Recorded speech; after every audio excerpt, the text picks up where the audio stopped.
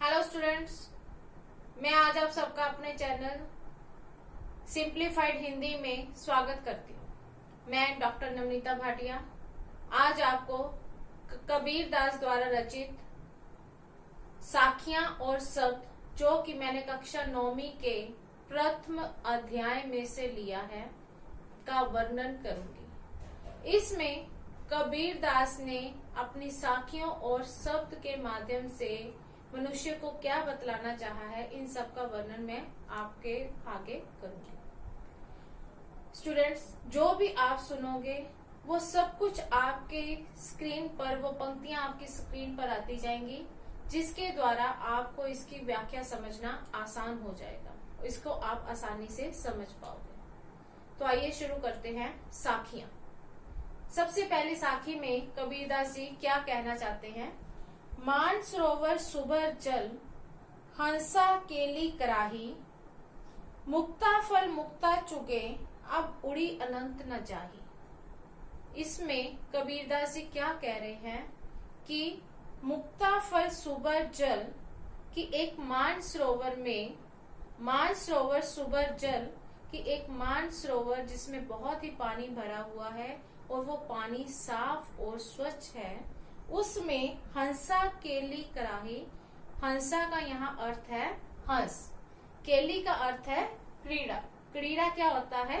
खेलना। कहते हैं कि एक मान सरोवर में जिसमें बहुत ही ज्यादा अधिक पानी भरा हुआ है, पानी साफ और स्वच्छ है, उसमें हंस जो है वो क्रीड़ा कर रहे हैं, यानी कि खेल रहे हैं।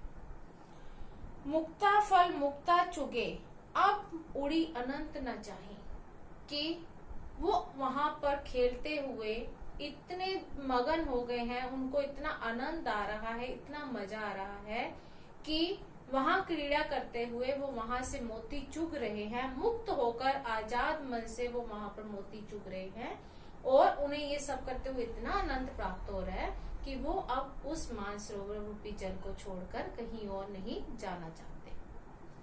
कहने का भाव क्या है कि जब मनुष्य प्रभु की भक्ति में पूरी तरह से लीन हो जाता है, तो वो उस स्थान को छोड़कर, जहां से उसे प्रभु की प्राप्ति हुई है, उसे छोड़कर वो कहीं और नहीं जाना चाहते। दूसरी साखी में कबीरदास जी क्या कहना चाह रहे हैं?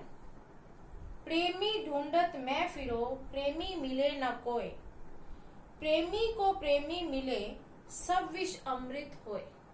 कबीरदास जी क्या कहते हैं? प्रेमी ढूंढत मैं फिरो। मैं यानी कि कबीरदास जी ने अपने लिए प्रयोग किया। वो कहते हैं कि मैं इस संसार में प्रेमी अर्थात भक्त, जो पूरी तरह से भगवान की भक्ति में लीन हो चुका है, मैं ऐसे प्रेमी को इस संसार में हर जगह पर तलाश कर रहा हूँ, हर जगह खोजत रहा, यानी कि खोज रहा हूँ, तलाश कर रहा हूँ, लेकिन मुझे इस संसार में कहीं पर भी ऐसा कोई भी भक्त जो पूरी तरह से प्रभु की भक्ति में लीन हो, मुझे कोई भी दिखाई नहीं दिया। प्रेमी को प्रेमी मिले, सब विष अमृत होए।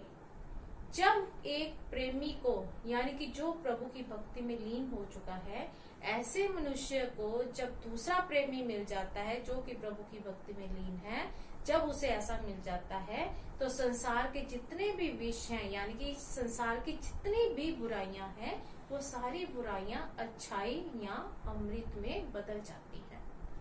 यानी कि क्या कहना चाहते हैं कबीरदास जी, क्या भाव है उनका, कि जब मनुष्य को ऐसा अपने जैसा ही मनुष्य मिल जाता है जो कि प्रभु की भक्ति में लीन है, तो इस संसार की सारी बुराइयां खत्म हो जाती हैं। अर्थात जब संसार में ऐसा होना शुरू हो जाएगा, तो संसार की बुराइयां सारी खत्म हो जाएंगी और सारे विष जो है वो अमृत में बदल जाएंगे। तीसरी साखी में कबीरदास जी क्या कह रहे हैं? हस्ती चढ़िए ज्ञान को, सहज तुलीचा डारी, स्वान रूप संसार है, बुक्कन दे जख मारी। क्या कह रहे हैं कबीरदास जी? हस्ती चढ़िए ज्ञान को, हस्ती का क्या अर्थ है? हाथी। हस्ती चढ़िए ज्ञान को, कि मनुष्य जब ज्ञान रूपी हाथी के ऊपर चढ़ता है तो उसे पूरा ज्ञान हासिल होता है। कबीरदास जी क्या कहते हैं कि हे मनुष्य, तू ज्ञान रूपी हाथी के ऊपर चढ़ना शुरू कर दे और वहां पर तू एक सहज दुलीचा, दुलीचा का अर्थ क्या होता है? दुलीचा का अर्थ होता है कालीन। हे मनुष्य, तू एक सहज दुलीचा हाथी के ऊपर डाल दे, जिससे कि तू ज्ञान रूपी सीढ़ियों को आसानी से चढ़ता जाएगा, अर्थात तू और ज्यादा ज्ञान को हासिल करता जाएगा। स्वान रूप संसार है। स्वान का अर्थ क्या होता है? आप सबको मालूम होगा। स्वान का अर्थ होता है कुत्ता। क्या कहते हैं कबीरदास जी कि ये जो सारा संसार है, ये संसार एक स्वान के समान है, यानी कि एक कुत्ते के समान है, और ये अपने आप भौंक भौंक कर चुप हो जाएगा, झक मारकर ये एक दिन अपने आप चुप हो जाएगा। क्या कहना चाहते हैं कबीरदास जी? एक उदाहरण के माध्यम से आपको बताती हूँ कि जब भी हम ऊंचाइयों को प्राप्त करना शुरू करते हैं तो हमारे आस पड़ोस इस जो रहने वाले लोग होते हैं वो हमें देखकर उन्हें गुस्सा आता है कि ये ऊंचाइयों पर क्यों पहुंच गया, तो वो हमारी पीठ के पीछे कुछ ना कुछ बातें करते रहते हैं। लेकिन जो मनुष्य ऊंचाइयों पर को प्राप्त करना चाहता है वो इनकी कोई परवाह नहीं करता, आगे ही आगे बढ़ता जाता है और कामयाबी को हासिल कर लेता है। और ये जो लोग हैं बोलने वाले, जो एक कुत्ते के समान बोलते रहते हैं, वो धीरे धीरे अपने आप ही चुप हो जाते हैं। तो इसी प्रकार कबीरदास जी कहते हैं कि मनुष्य को जब ज्ञान हासिल होना शुरू हो जाता है, वो ज्ञान की ऊंचाइयों को प्राप्त कर लेता है, तो ये संसार जो है वो एक कुत्ते के समान है जो तुम्हें देखकर भौंकता है, वो एक दिन अपने आप ही झक मारकर चुप होकर बैठ जाएगा। अगली में क्या कह रहे हैं? पखा पखी के कार ने सब जगह जग रहा भुलान, निरपख होई के हरि बजे सोई संत सुजान। क्या कहते हैं कबीरदास जी? पखा पखी के कारने, कारने का अर्थ क्या है? कारण। पखा पखी, पखा पखी का अर्थ होता है पक्ष विपक्ष।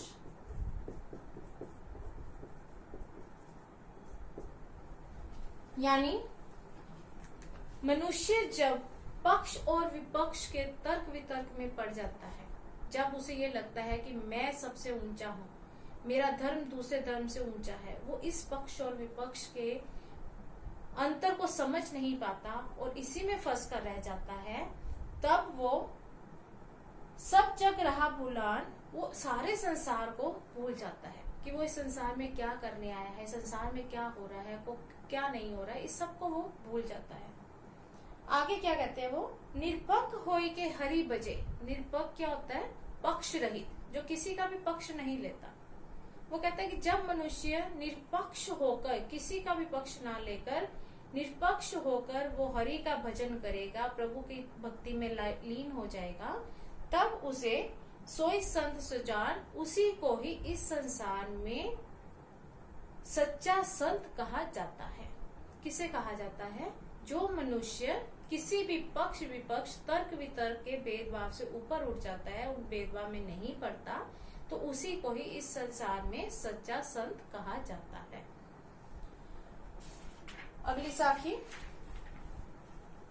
हिंदू मुआ राम कहीं, मुसलमान खुदाई, कहे कबीर सो जीवता जो दोहू के निकट न जाए। कबीरदास जी क्या कहते हैं कि हिंदू मुआ राम कहीं, कि जो हिंदू है वो हर समय राम नाम का जाप करता रहता है, और मुसलमान जो है वो किसका जाप करता है? खुदा का या अल्लाह का। कहे कबीर सो जीवता, जीवता मीन्स जीवित। कबीरदास जी के क्या कह रहे हैं कि वही मनुष्य इस संसार में जीवित है जो दोहू के निकट न जाए, जो ना तो राम राम का नाम जपता है और ना ही वो अल्लाह अल्लाह करता रहता है, अर्थात वो मन से, अपने दिल से, अपने हृदय से प्रभु की भक्ति में लीन रहता है। इसी मनुष्य को ही सच्चा संत कहा जाता है, यही मनुष्य जीवित मनुष्य माना जाता है। अगली में, काबा फिरी काशी बया, रहमी बया रहीम, मोट चून मैदा बया, बैठी कबीरा जीम। कबीरदास क्या कहते हैं कि काबा फिरी, कि मनुष्य काबा में घूमता है, काबा में जाता है, तीर्थ यात्रा करता है। काशी बया, काशी में भी घूमता है। किस लिए घूमता है? कि ईश्वर की प्राप्ति हो जाए। राम ही बया रहीम, वो कहते हैं कि मैं इन सब भेदभाव से, काशी से, काबा से, इन सब के भेदभाव से ऊपर उठ चुका हूँ और मेरे लिए राम और रहीम जो है वो दोनों एक बराबर है। यानी कि कबीर दास जी हिंदू या मुसलमान दोनों में कोई भी अंतर नहीं मानते। वो कहते हैं कि दोनों ही मेरे लिए एक बराबर है। मोट चून मैदा बया बैठी कबीरा जी, कहते हैं कि जिस प्रकार मोटे आटे को खाना मुश्किल होता है, लेकिन जब आप दोनों के भेदभाव से ऊपर उठ जाते हो तो आपके लिए उसे लेना आसान हो जाता है, उसी प्रकार वो कहते हैं कि वो मेरे लिए बारीक मैदा हो चुका है। अगली में, ऊंचे कुल का जन्मिया जे करनी ऊंची ना होए, सुभरन कलश सुरा भरा साधु निंदा सोए। क्या कह रहे हैं कबीरदास जी कि अगर मनुष्य ऊंचे कुल में जन्म लेता है और उसके काम जो है, जो उसके कर्म है, वो अगर ऊंचे नहीं है, वो उसके निम्न है, तो वो कहते हैं कि उनको ऊंचे कुल में जन्म लेने का क्या फायदा है। अर्थात ऐसे मनुष्य का जीवन नहीं होता जो कि अगर ऊंचे कुल में जन्म ले और उसका जीवन, उसके कर्म जो है वो निम्न हो। और दूसरी तरफ अगर मनुष्य निम्न जाति में जन्म लेता है और उसके कर्म ऊंचे हैं, वो काम ऊंचे करता है, तो उसका जीवन जो है वो सफल माना जाता है। सुब्रन कलश सुरा भरा साधु निंदा सोई। एक उदाहरण के माध्यम से कबीरदास जी बताते हैं कि अगर एक सोने के कलश को हम लें और उस सोने के कलश में शराब डाल दी जाए और उस कलश को एक साधु के हाथ में रख दिया जाए, साधु को दे दिया जाए, तो कहते हैं क्या सोने के कलश में शराब डालने से वो शराब नहीं रहेगी? कबीरदास जी कहते हैं कि सोने के कलश में शराब डालने से वो उसका जो महत्व है वो खत्म नहीं होता, वो शराब ही रहती है। तो इसलिए वो कहते हैं कि अगर उस कलश को साधु को दे दिया जाए तो साधु की निंदा भी होगी। क्यों? क्योंकि उसने उस कलश को अपने हाथों में पकड़ा है। इसी प्रकार वो कहना चाहते हैं कि मनुष्य को हमेशा ही, चाहे वो किसी भी कुल में पैदा हो, अच्छे कर्म करते जाना चाहिए जिससे उसकी प्रशंसा ही प्रशंसा हो, कभी भी उसे निंदा का सामना ना करना पड़े। इसी के साथ ही हमारी साखियां खत्म होती हैं। आगे कबीरदास जी के क्या है सत्य, उसकी व्याख्या मैं करने जा रही हूँ। मुझको कहाँ ढूंढे बंदे, मैं तो तेरे पास में। इसमें कबीरदास जी ने अपने माध्यम से प्रभु के बारे में बताया है कि प्रभु क्या कहना चाहते हैं। वो कहते हैं कि हे मनुष्य, हे बंदे का अर्थ क्या है? मनुष्य। मोको अर्थ क्या है? मुझे। हे मनुष्य, तू मुझे कहाँ ढूंढ रहा है? मैं तो हमेशा ही तेरे पास हूँ, मैं तो तेरे पास में, मैं तो हमेशा ही तेरे पास रहता हूँ। ना मैं देवल, ना मैं मस्जिद, ना काबे कैलाश में। क्या कहते हैं कबीरदास जी कि परमात्मा कहते हैं कि ना तो मैं किसी मंदिर में हूँ, देवल मीन्स मंदिर, ना मैं किसी मंदिर में हूँ, ना मैं किसी मस्जिद में हूँ, ना मैं किसी काबे में हूँ और ना ही किसी कैलाश पर्वत पर हूँ। ना तो कोनो क्रियाक्रम में, नहीं योग वैराग में। मैं किसी भी क्रियाक्रम में नहीं हूँ और ना ही किसी योग वैराग। योग वैराग मीन्स जैसे लोग योग को धारण कर लेते हैं, सन्यासी बन जाते हैं। क्यों बन जाते हैं? कि ऐसा करने से उनको लगता है कि वो प्रभु की प्राप्ति कर पाएंगे। तो कबीरदास जी कहते हैं कि परमात्मा कहते हैं कि तुम अगर व्रत रखते हो, क्रियाकर्म करते हो, कोई व्रत रखते हो, कोई उपासना करते हो, कुछ भी करते हो, तो उसमें मैं तुम्हें प्राप्त नहीं होऊंगा। अगर तुम योग धारण कर लेते हो, संन्यास धारण करके जंगलों में भटकते हो, तो उसमें भी तुम्हें मेरी प्राप्ति नहीं होगी।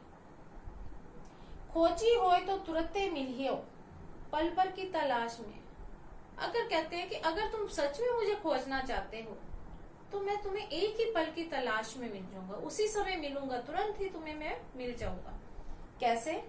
कहे कबीर सुनो भाई साधो, सब श्वासों की श्वास में। कबीरदास क्या कहते हैं कि परमात्मा कह रहे हैं कि हे मनुष्य, हे साधु सुन, मैं तो हर मनुष्य की सांस में समाया हुआ हूँ। क्या कह रहे हैं कि परमात्मा कहते हैं तुम मुझे चाहे कहीं जंगलों में ढूंढो, चाहे तुम मुझे काबा में ढूंढो, चाहे कैलाश पर्वत पे ढूंढो, चाहे तुम कई कितने प्रकार के क्रियाकर्म कर लो, चाहे कैसा भी तुम कर लो, मैं तुम्हें कैसे भी प्राप्त नहीं होगा जब तक तुम मुझे अपने मन से भक्ति करके अपने मन के अंदर नहीं पहुंचोगे, तब तक मैं तुम्हें किसी भी प्रकार से प्राप्त नहीं होगा। हाँ, अगर तुम मुझे अपने मन में देखते हो, अपने हृदय के अंदर झांक कर देखते हो, दिल से मुझे पुकारते हो, तो मैं तुम्हारी हर एक सांस में समाया हूँ। इसी के साथ ही हमारा कबीरदास की साखियां और शब्द समाप्त होते हैं। आशा करते हो कि आपको मेरे द्वारा बताई गई व्याख्या समझ में आ गई होगी। अगर आपको मेरी वीडियो पसंद आई हो तो मेरे इस चैनल को लाइक, सब्सक्राइब करना ना भूलें। जितना भी हो सके इस वीडियो को शेयर कीजिए और साथ ही साथ कमेंट कीजिए और बेल आइकन को दबाना नहीं भूलें। ऐसा करने से आपको आने वाली मेरी हर एक ग्रामर से रिलेटेड या मेरी लिटरेचर से रिलेटेड जो वीडियो है वो आपको आसानी से प्राप्त हो जाएगी।